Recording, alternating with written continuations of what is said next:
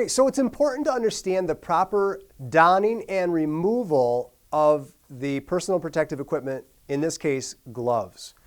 Our gloves are our next line of skin to help prevent any type of contamination into cuts, scrapes. You know, the hands are so easily abrased, hangnails, paper cuts, ways to actually get through that layer of skin. And that's why it's so important to have medical grade gloves. In this case, they're nitrile. This is really becoming more and more the common because of so many latex allergies, and so we're using nitrile today.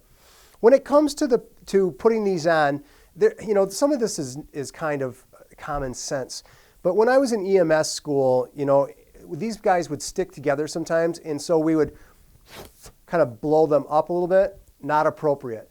We are not putting our mouths even to supposed clean gloves. We also don't want to get germs on the gloves. So we're not blowing them up. You know, now they're kind of powdered or they have some kind of coating on there, and they're a lot better for getting them on. If your hands are real wet or sweaty, dry them off appropriately and the gloves will go on a lot better.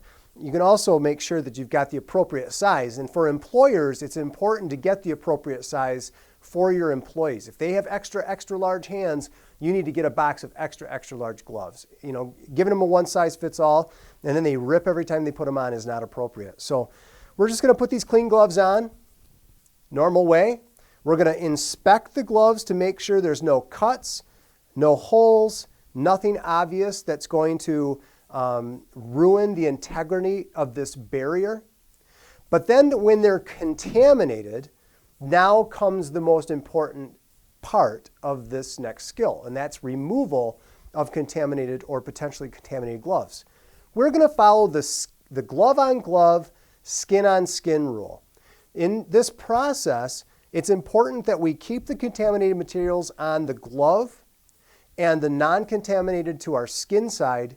But when we remove these gloves, we want to make sure that we're not accidentally snapping or popping the glove, which could run the risk of then nebulizing or spraying the blood on other surfaces or into other colleagues' eyes. So here we go. Glove on glove, I grab normally around the palm of my hand and I pull out to break the seal.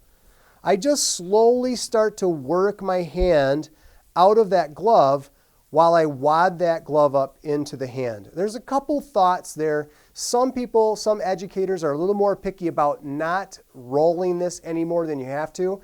I like to at least grab it, and I'm not squeezing it, but I like to grab it so that it's in the palm of my other hand. And here's why.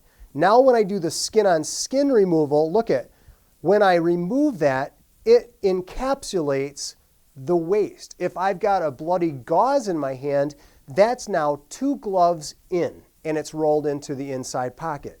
Now I use ideally a handless waste can. Make sure that you have the appropriate container or the appropriate liner per your regulations, and then into the appropriate trash it goes, and we're all set. After this, make sure we go and appropriately wash our hands or use rubbing alcohol as indicated.